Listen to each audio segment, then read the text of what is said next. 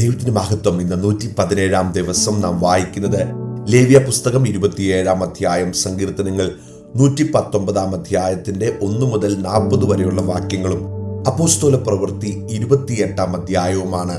ലേവ്യ പുസ്തകം 27 അധ്യായം. യഹോവ പിന്നെയും മോശയോട് അരുളി ചെയ്തത്, ഇസ്രായേൽ മക്കളോട് നീ പറയേണ്ടത് എന്തെന്നാൽ, ആരെങ്കിലും യഹോവയ്ക്കൊരു നേർച്ച നിവർത്തിക്കുമ്പോൾ ആൾ നിന്റെ മതിപ്പ് പോലെ യഹോവയ്ക്കുള്ളവൻ ആകണം. 20 വയസ്സു മുതൽ 60 വയസ്സു വരെയുള്ള ആണിന് വിശുദ്ധ മന്ദിരത്തിലെ തൂക്കപ്രകാരം നിന്റെ മതിപ്പ് 50 ശേക്കൽ വെള്ളി ആയിരിക്കണം. പെണ്ണായിരുന്നാൽ നിന്റെ മതിപ്പ് 30 ശേക്കൽ ആയിരിക്കണം. 5 വയസ്സു മുതൽ 20 വയസ്സു വരെ എങ്കിൽ നിന്റെ മതിപ്പ് ആണിന് 20 ശേക്കലും പെണ്ണിന് 10 ശേക്കലും ആയിരിക്കണം. 1 മാസം മുതൽ 5 വയസ്സു വരെ ഉള്ളതായാൽ നിന്റെ മതിപ്പ് ആണിന് 5 ശേക്കൽ വെള്ളിയും പെണ്ണിന് 3 ശേക്കൽ വെള്ളിയുമായിരിക്കണം. 60 വയസ്സു മുതൽ മേലോട്ടെങ്കിൽ നിന്റെ മതിപ്പ് ആണിന് 15 ശേക്കലും പെണ്ണിന് 10 ശേക്കലും ആയിരിക്കണം. നിന്റെ മതിപ്പ് പോലെ കൊടുപ്പാൻ കഴിയാതെ വണ്ണം ഒരുത്തൻ ദരിദ്രനായിരുന്നാൽ അവനെ പുരോഹിതന്റെ മുമ്പാകെ കൊണ്ടുവന്ന് നിർത്തേണം. പുരോഹിതൻ അവനെ മതിക്കണം. നേർന്നവന്റെ പ്രാപ്തിക്കൊത്തവണ്ണം പുരോഹിതൻ അവനെ മതിക്കണം. അത് യഹോവയ്ക്ക് വഴിപാട് കഴിപ്പാൻ തക്ക മൃഗമാകുന്നുവെങ്കിൽ ആ വകയിൽ നിന്ന് യഹോവയ്ക്ക് കൊടുക്കുന്നതൊക്കെയും വിശുദ്ധമായിരിക്കണം. തീയതിനു പകരം നല്ലത്, നല്ലതിനു പകരം തീയത് ഇങ്ങനെ മാറ്റുകയോ വ്യത്യാസം വരുത്തുകയോ ചെയ്യരുത്. മൃഗത്തിന് മൃഗത്തെ വെച്ചുമാറുന്നുവെങ്കിൽ അതും വെച്ചുമാറിയതും വിശുദ്ധമായിരിക്കണം. അത് യഹോവയ്ക്ക് വഴിപാട് കഴിച്ചുകൂടാത്ത അശുദ്ധ മൃഗമാകുന്നു എങ്കിൽ ആ മൃഗത്തെ പുരോഹിതന്റെ മുമ്പാകെ നിർത്തേണം. അത് നല്ലതോ തീയതോ ആയിരിക്കുന്നതിന് ഒത്തവണ്ണം പുരോഹിതൻ അതിനെ മതിക്കണം. പുരോഹിതനായ നീ അതിനെ മതിക്കുന്നത് പോലെ തന്നെ ആയിരിക്കണം. അതിനെ വീണ്ടെടുക്കുന്നുവെങ്കിൽ നീ മതിച്ച തുകയോട് 1/5 കൂട്ടണം. ഒരുത്തൻ തന്റെ വീട് യഹോവയ്ക്ക് വിശുദ്ധമായിരിക്കേണ്ടതിന് വിശുദ്ധീകരിച്ചാൽ അത് നല്ലതെങ്കിലും തീയതെങ്കിലും പുരോഹിതൻ അത് മതിക്കണം. പുരോഹിതൻ മതിക്കുന്നത് പോലെ തന്നെ അത് ഇരിക്കണം. തന്റെ വീട് വിശുദ്ധീകരിച്ചവൻ അത് വീണ്ടെടുക്കുന്നെങ്കിൽ അവൻ നിന്റെ മതിപ്പ് വിലയുടെ 1/5 അതിനോട് കൂട്ടണം. എന്നാൽ അത് അവനുള്ളതാകും. ഒരുത്തൻ തന്റെ അവകാശ നിലത്തിൽ ഏതാനും യഹോവയ്ക്ക് വിശുദ്ധീകരിച്ചാൽ നിന്റെ മതിപ്പ് അതിന്റെ വിത്തുപാടിന് ഒത്തവണ്ണമായിരിക്കണം. ഒരു ഹോമർ യവം വിതയ്ക്കുന്ന നിലത്തിന് 50 ശേക്കൽ വെള്ളി മതിക്കണം.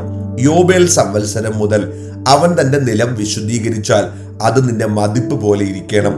യോബേൽ സംവത്സരത്തിന്റെ ശേഷം അവൻ അതിനെ വിശുദ്ധീകരിച്ചാലോ യോബേൽ സംവത്സരം വരെ ശേഷിക്കുന്ന സംവത്സരങ്ങൾക്ക് ഒത്തവണ്ണം പുരോഹിതൻ അതിന്റെ വില കണക്കാക്കണം.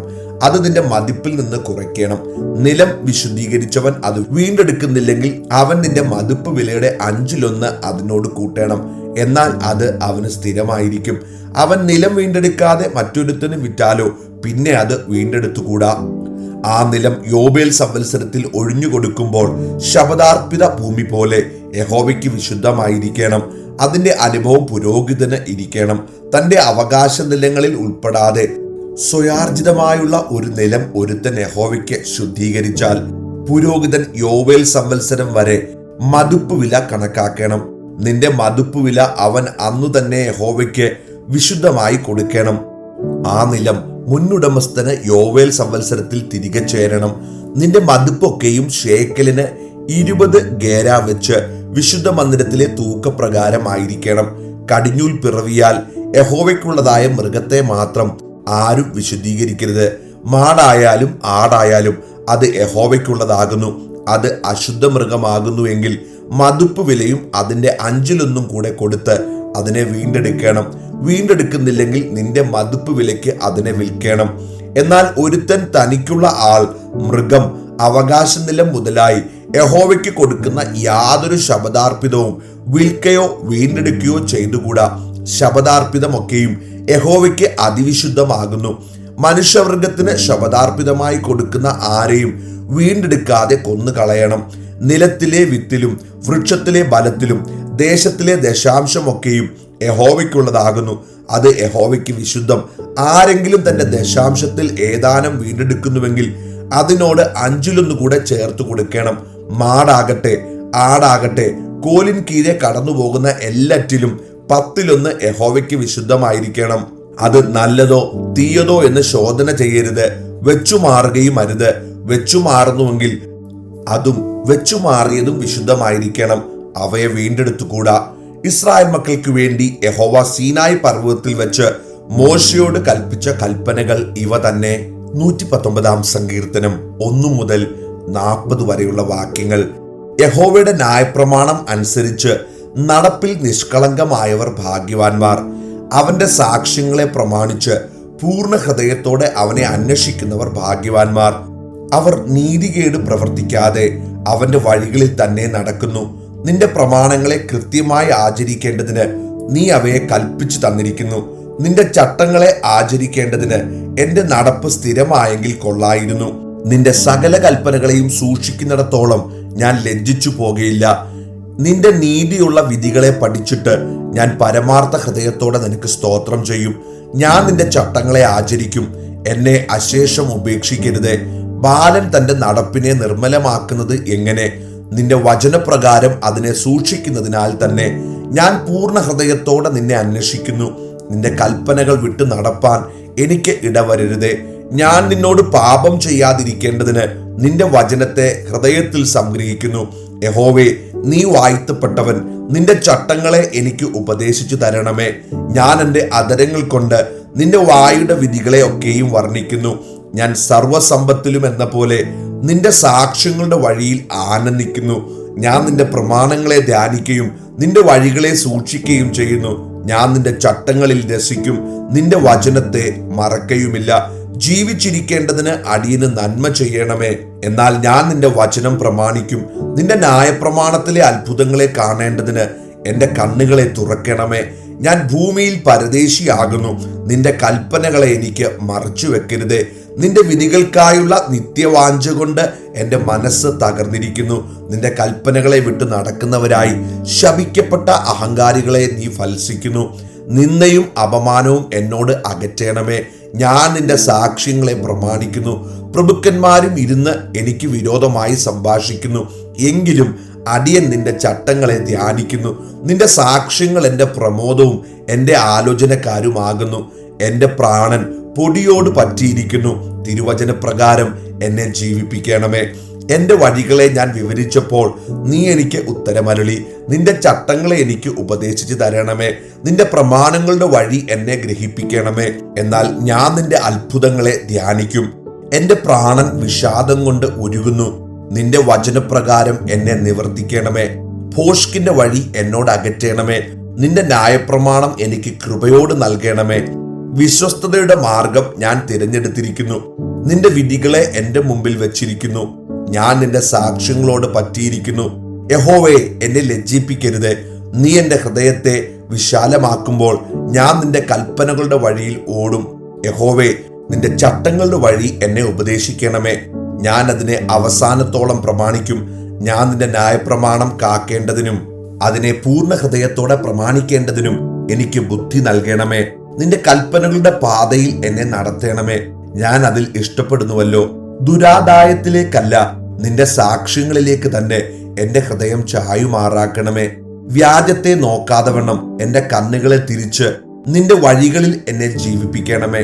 നിന്നോടുള്ള ഭക്തിയെ വർദ്ധിപ്പിക്കുന്നതായ നിന്റെ വചനത്തെ അടിയന് നിവർത്തിക്കണമേ. ഞാൻ പേടിക്കുന്ന നിന്നെ അകറ്റിക്കളയണമേ. നിന്റെ വിധികൾ നല്ലവയല്ലോ. ഇതാ ഞാൻ നിന്റെ പ്രമാണങ്ങളെ വാഞ്ചിക്കുന്നു. നിന്റെ നീതിയാൽ എന്നെ ജീവിപ്പിക്കണമേ. അപ്പോസ്തല പ്രവൃത്തി 28 അധ്യായം. രക്ഷപ്പെട്ട ശേഷം ദ്വീപിന്റെ പേർ മെലീത്ത എന്ന് ഞങ്ങൾ ഗ്രഹിച്ചു. അവിടുത്തെ ബർബരന്മാർ ഞങ്ങൾക്ക് അസാധാരണ ദയ കാണിച്ചു. മഴയും ശീതവും നിമിത്തം തീ കൂട്ടി ഞങ്ങളെയൊക്കെയും കൈക്കൊണ്ടു. പൗലോസ് കുറെ വിറക് പെറുക്കി തീയിലിട്ടപ്പോൾ ഒരു അണലി ചൂട് നിമിത്തം പുറപ്പെട്ട് അവന്റെ കൈക്കു പറ്റി. ആ ജന്തു അവന്റെ കൈമേൽ തൂങ്ങുന്നത് ബർബരന്മാർ കണ്ടപ്പോൾ, ഈ മനുഷ്യൻ ഒരു കൊലപാതകൻ, സംശയമില്ല. കടലിൽ നിന്ന് രക്ഷപ്പെട്ടിട്ടും നീതിദേവി അവനെ ജീവിച്ചിരിപ്പാൻ സമ്മതിക്കുന്നില്ല എന്ന് തമ്മിൽ പറഞ്ഞു. അവനോ ആ ജന്തുവിനെ തീയിൽ കുടഞ്ഞു കളഞ്ഞു. ദോഷമൊന്നും പറ്റിയില്ല. അവൻ വീർക്കയോ പെട്ടെന്ന് ചത്തു വീഴുകയോ ചെയ്യുമെന്ന് വെച്ച് അവർ കാത്തുനിന്നു. വളരെ നേരം കാത്തുനിന്നിട്ടും അവന് ആപത്തൊന്നും ഭവിക്കുന്നില്ല എന്ന് കണ്ട് മനസ്സുമാറി അവനൊരു ദേവൻ എന്ന് പറഞ്ഞു. ആ സ്ഥലത്തിന്റെ സമീപത്ത് പുബ്ലിയോസ് എന്നൊരു ദ്വീപ് പ്രമാണിക്ക് ഒരു ജന്മഭൂമി ഉണ്ടായിരുന്നു. അവൻ ഞങ്ങളെ ചേർത്ത് 3 ദിവസം ആദരവോടെ അതിഥി സൽക്കാരം ചെയ്തു. പുബ്ലിയോസിന്റെ അപ്പൻ പനിയും അതിസാരവും പിടിച്ചു കിടപ്പായിരുന്നു. പൗലോസ് അവന്റെ അടുക്കൽ അകത്തു ചെന്ന് പ്രാർത്ഥിച്ച് അവന്റെ മേൽ കൈവച്ച് സൗഖ്യം വരുത്തി. ഇത് സംഭവിച്ച ശേഷം ദ്വീപിലെ മറ്റു ദീനക്കാരും വന്ന് സൗഖ്യം പ്രാപിച്ചു. അവരും ഏറിയ സമ്മാനം തന്ന് ഞങ്ങളെ മാനിച്ചു. ഞങ്ങൾ കപ്പൽ കയറുന്ന സമയം അത്യാവശ്യമുള്ളത് കയറ്റി തന്നു. 3 മാസം കഴിഞ്ഞ ശേഷം ആ ദ്വീപിൽ ശീതകാലം കഴിച്ചു കിടന്നിരുന്ന അശ്വിനി ചിഹ്നമുള്ള ഒരു അലക്സാന്ദ്രിയ കപ്പലിൽ ഞങ്ങൾ കയറി പുറപ്പെട്ടു. സുറക്കൂസയിൽ കരക്കിറങ്ങി 3 നാൾ പാർത്തു. അവിടെ നിന്ന് ചുറ്റിയോടി റെഗിയോനിൽ എത്തി. ഒരു ദിവസം കഴിഞ്ഞിട്ട് തെക്കൻകാറ്റ് അടിച്ചതിനാൽ പിറ്റേന്ന് പുത്യുലയിലെത്തി. അവിടെ സഹോദരന്മാരെ കണ്ടു. ഞങ്ങളോടുകൂടെ 7 നാൾ താമസിക്കണമെന്ന് അവർ അപേക്ഷിച്ചു. പിന്നെ ഞങ്ങൾ റോമയിലെത്തി. അവിടുത്തെ സഹോദരന്മാർ ഞങ്ങളുടെ വർത്തമാനം കേട്ടിട്ട് അപ്യപുരവും ത്രിമണ്ഡപവും വരെ ഞങ്ങളെ എതിരേറ്റു വന്നു. അവരെ കണ്ടിട്ട് പൗലോസ് ദൈവത്തെ വാഴ്ത്തി ധൈര്യം പ്രാപിച്ചു. റോമയിലെത്തിയ ശേഷം തനിക്ക് കാവലായ പടയാളികളോടുകൂടെ വേറിട്ട് പാർപ്പാൻ പൗലോസിന് അനുവാദം കിട്ടി. 3 ദിവസം കഴിഞ്ഞിട്ട് അവൻ യഹൂദന്മാരിൽ പ്രധാനികളായവരെ വിളിപ്പിച്ചു. അവർ വന്നുകൂടിയപ്പോൾ അവരോട് പറഞ്ഞത്, സഹോദരന്മാരെ, ഞാൻ ജനത്തിനോ പിതാക്കന്മാരുടെ ആചാരങ്ങൾക്കോ വിരോധമൊന്നും ചെയ്തിട്ടില്ലാതിരിക്കെ എന്നെ യെരൂശലേമിൽ നിന്ന് ബദ്ധനായി റോമക്കാരുടെ കയ്യിൽ ഏൽപ്പിച്ചു. അവർ വിസ്തരിച്ചാരെ മരണയോഗ്യമായതൊന്നും എന്നിൽ കാണാകിയാൽ എന്നെ വിട്ടയപ്പാൻ അവർക്ക് മനസ്സുണ്ടായിരുന്നു. എന്നാൽ യഹൂദന്മാർ എതിർപ്പറകിയാൽ ഞാൻ കൈസരെ അഭയം ചൊല്ലേണ്ടി വന്നു. എന്റെ ജാതിയുടെ നേരെ അന്യായം ബോധിപ്പിപ്പാൻ എനിക്ക് യാതൊന്നും ഉണ്ടായിട്ടില്ലതാനും. ഇത് ഹേതുവായി നിങ്ങളെ കണ്ട് സംസാരിക്കണം എന്ന് വെച്ച് ഞാൻ നിങ്ങളെ വിളിപ്പിച്ചു. ഇസ്രായേലിന്റെ പ്രത്യാശ നിമിത്തമാകുന്നു ഞാൻ ഈ ചങ്ങല ചുമക്കുന്നത്.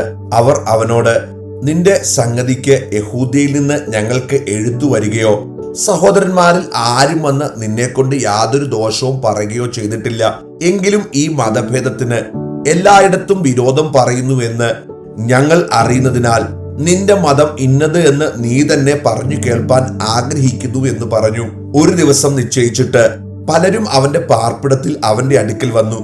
അവരോട് അവൻ ദൈവരാജ്യത്തിന് സാക്ഷ്യം പറഞ്ഞ് മോശയുടെ ന്യായപ്രമാണവും പ്രവാചക പുസ്തകങ്ങളും ആധാരമാക്കി യേശുവിനെ കുറിച്ച് അവർക്ക് ബോധം വരുമാറ് രാവിലെ തുടങ്ങി സന്ധ്യ വരെ വിവരിച്ചു. അവൻ പറഞ്ഞത് ചിലർ സമ്മതിച്ചു, ചിലർ വിശ്വസിച്ചില്ല. അവർ തമ്മിൽ യോജിക്കാതെ പിരിഞ്ഞു പോകുമ്പോൾ പൗലോസ് അവരോട് ഒരു വാക്ക് പറഞ്ഞത് എന്തെന്നാൽ, നിങ്ങൾ ചെവി കൊണ്ട് കേട്ടിട്ടും ഗ്രഹിക്കാതിരിക്കും, കണ്ണുകൊണ്ട് കണ്ടിട്ട് കാണാതിരിക്കും, കണ്ടുകൊണ്ട് കാണാതെയും ചെവി കൊണ്ട് കേൾക്കാതെയും ഹൃദയം കൊണ്ട് ഗ്രഹിച്ച് മനം തിരിയാതെയും ഞാൻ അവരെ സൗഖ്യമാക്കാതെയും ഇരിക്കേണ്ടതിന് ഈ ജനത്തിന്റെ ഹൃദയം തടിച്ചിരിക്കുന്നു. അവരുടെ ചെവി കേൾപ്പാൻ മന്ദമായിരിക്കുന്നു, അവരുടെ കണ്ണ് അടച്ചിരിക്കുന്നുവെന്ന് ഈ ജനത്തിന്റെ അടുക്കൽ പോയി പറക എന്നിങ്ങനെ പരിശുദ്ധാത്മാവ് യെശയ്യാപ്രവാചകൻ മുഖാന്തരം നിങ്ങളുടെ പിതാക്കന്മാരോട് പറഞ്ഞിരിക്കുന്നത് ശരി തന്നെ. ആകയാൽ ദൈവം തന്റെ ഈ രക്ഷ ജാതികൾക്ക് അയച്ചിരിക്കുന്നു. അവർ കേൾക്കുമെന്ന് നിങ്ങൾ അറിഞ്ഞുകൊള്ളുവിൻ. അവൻ കൂലിക്ക് വാങ്ങി വീട്ടിൽ 2 സംവത്സരം മുഴുവൻ പാർത്തു. തന്റെ അടുക്കൽ വരുന്നവരെ ഒക്കെയും കൈക്കൊണ്ട് പൂർണ്ണ പ്രാഗൽഭ്യത്തോടെ വിഘ്നം കൂടാതെ ദൈവരാജ്യം പ്രസംഗിച്ചും കർത്താവായ യേശുക്രിസ്തുവിനെ കുറിച്ച് ഉപദേശിച്ചും പോന്നു.